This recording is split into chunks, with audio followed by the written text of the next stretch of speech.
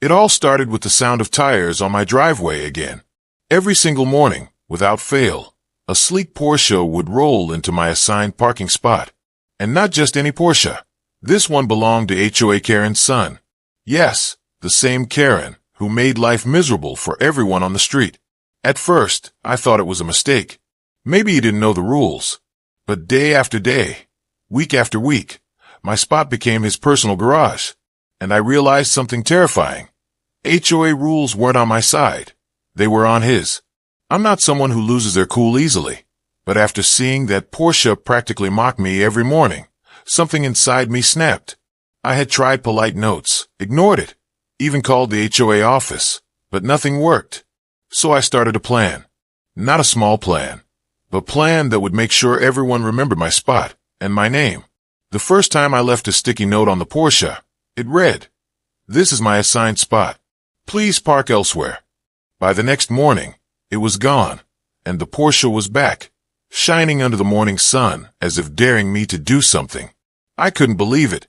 I even tried to talk to HOA Karen herself, hoping for a civil conversation. But that only made things worse.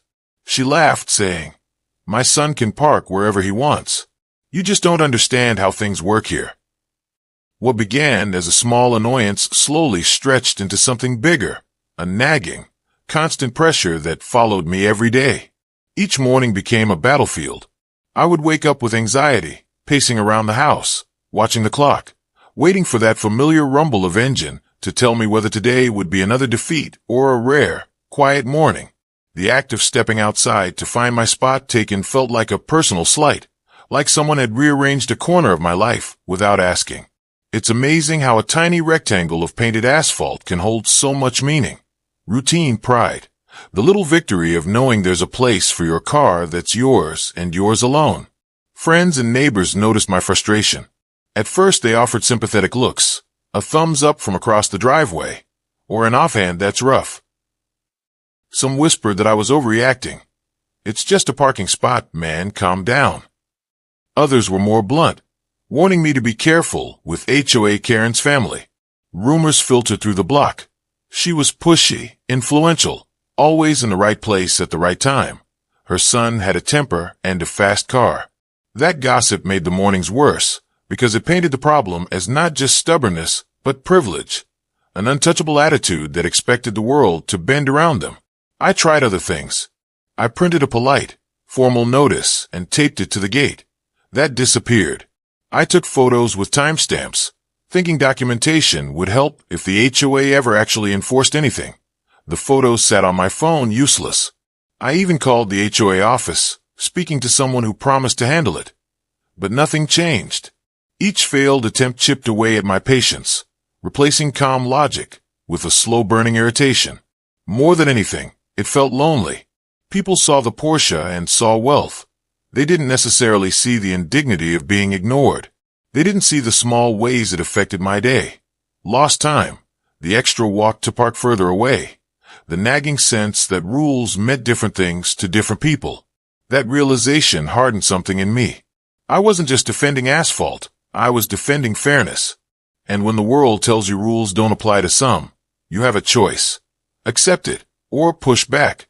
I decided I wouldn't let this slide. Then came the day I couldn't take it anymore.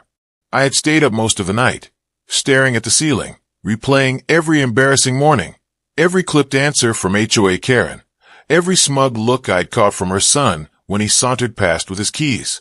My brain ran through possibilities like a broken record. Be reasonable, call the HOA again, let it go. But each sensible thought was drowned out by the louder, angrier one. Enough. I kept telling myself I wouldn't become that person who acts without thinking. But the more I tried to talk myself down, the more vivid the image became of that Porsche taking up my space, like it was rubbing salt in an open wound. I wanted him to feel the same pinch of helplessness I'd felt every morning for weeks. I didn't want to break the law. That was important to me. But I also knew that passive complaining hadn't worked. So my mind shifted to options that felt bold without being reckless. I paced the house, scribbled notes, and made lists of consequences rather than methods. What would make him rethink his entitlement? What would make the HOA actually do their job? How could I turn this personal frustration into something that exposed their hypocrisy without crossing a line I couldn't come back from? Those questions filled the night. As dawn crept in, I found myself obsessing over details that had nothing to do with mechanics and everything to do with optics. I started watching patterns instead of planning sabotage. When he left, what route he took, who he talked to. I walked the complex like a detective on a case, noting the times the gate opened, the shifts of the security guard, the little habits that make a place predictable. It felt ridiculous and petty and strangely empowering all at once. Rather than imagining a dramatic smash and grab, I pictured a sting that was unmistakably public and painfully embarrassing for them, something that would force conversation, not a court case. I also wrestled with the moral side of it. At 3 a.m., the teach him a lesson voice sounded satisfying. By 6 a.m., another part of me worried about escalation, reputations, and neighbors who didn't deserve to be collateral damage. I thought about how small injustices compound until they define a person's life, and how sometimes a stand is less about revenge and more about reclaiming normalcy. That idea turned the plan from petty vengeance into an act of self-respect. I wasn't plotting to ruin anyone. I was trying to restore balance. So I mapped out a course that felt proportionate, gather evidence, make the issue visible, and create pressure that the HOA couldn't ignore.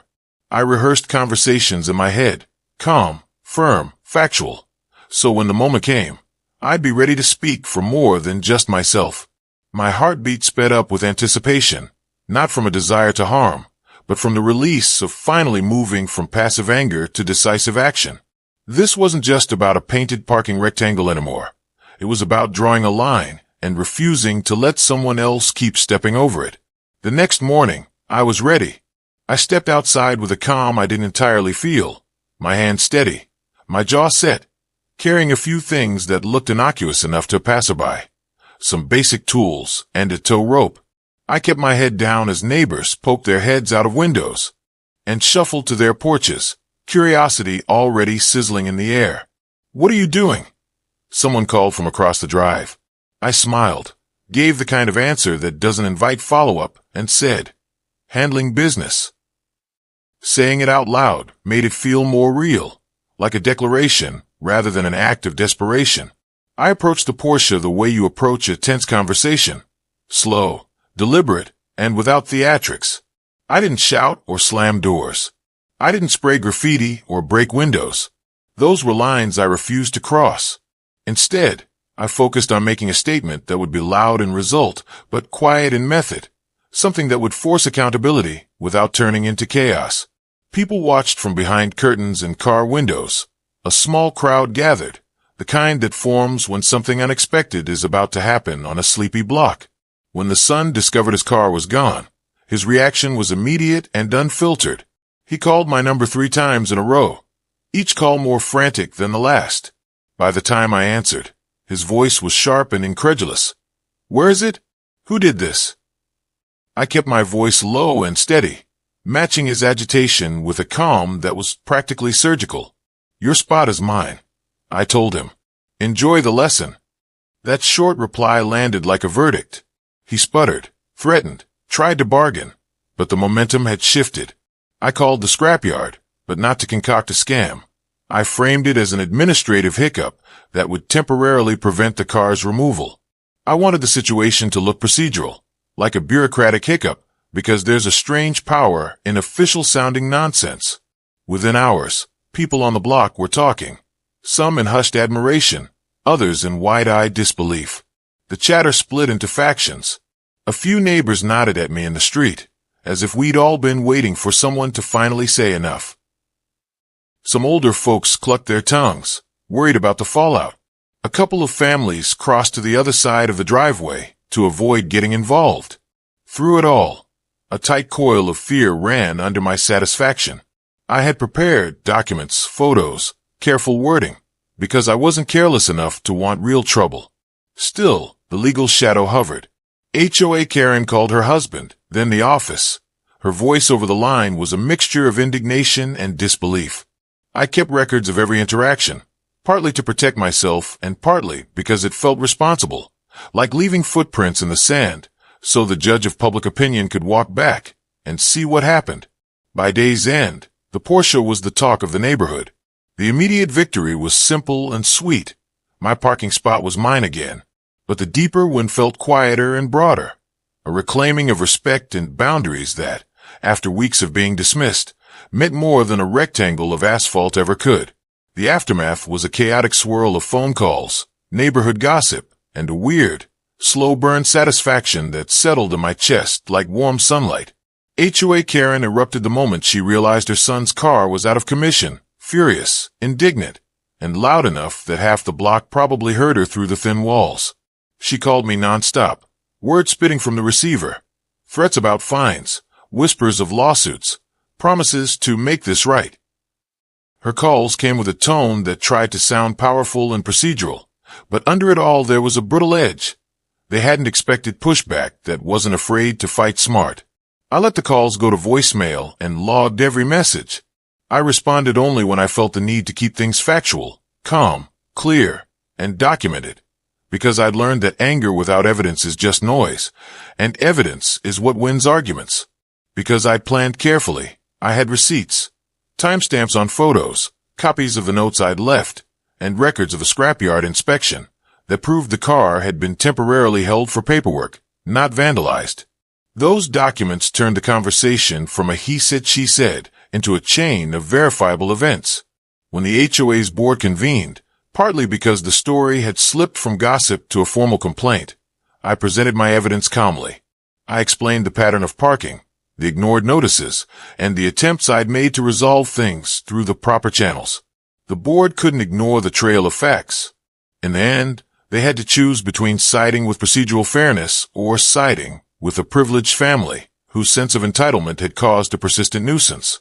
They chose the less embarrassing option, de-escalation. Karen's son got his car back, sure, but his posture changed. Where he had once swaggered past with the air of someone untouchable, he now avoided my driveway or walked with his head down. People who used to mumble about the situation now approached me with quiet nods and small smiles. Some neighbors even admitted they'd been waiting for someone to act. It was humbling in a strange way, to be the person who'd shouldered that awkwardness for the block, but the relief that followed was undeniable. My spot stayed mine, and with that practical victory came something subtler, a restoration of dignity. More than the win, the real lesson settled in over the weeks that followed. I realized standing up for yourself doesn't require fury or theatrics. It needs planning, restraint, and the courage to follow through. The tactic I used wasn't about humiliation for its own sake. It was designed to highlight inequity and force a fair outcome. Watching the Porsche finally pass and park where it belonged felt less like revenge and more like justice. Tidy, deliberate, and decisive. Now, whenever a Porsche glides by, I can't help but smile. Not out of malice, but from the quiet pride of someone who learned to set a boundary and keep it. That day taught me that sometimes the boldest thing you can do is think ahead, gather your evidence, and act with cool-headed resolve.